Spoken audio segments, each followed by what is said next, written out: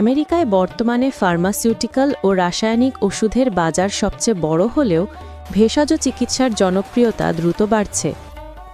বিভিন্ন market research ফার্মের 2024-25 সালের রিপোর্ট অনুযায়ী হার্বাল মেডিসিন মার্কেট আগামী দশকে প্রায় 9 থেকে 10% হারে বৃদ্ধি পাবে।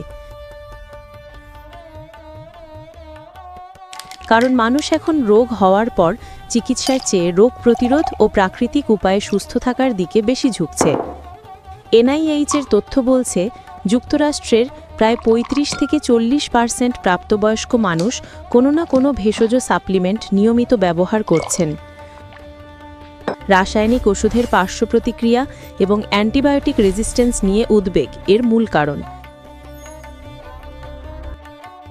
বিশেষ করে ডায়াবেটিস, উচ্চ রক্তচাপ ও দীর্ঘমেয়াদী রোগে মানুষ বিকল্প সমাধান খুঁজছে।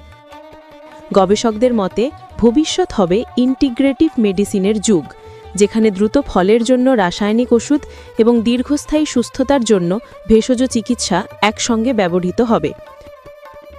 অর্থাৎ ভবিষ্যতের স্বাস্থ্য ব্যবস্থা হবে প্রকৃতি ও আধুনিক চিকিৎসার সমন্বিত পথচলা। তাই এখন প্রাকৃতিক ভেষজ চিকিৎসার দিকে ঝুঁকছে আমেরিকা সহ গোটা বিশ্ব। সেই সুস্থতার বিশ্বস্ততা নিয়ে শীঘ্রই আমরা আসছি আপনাদের সঙ্গী হয়ে।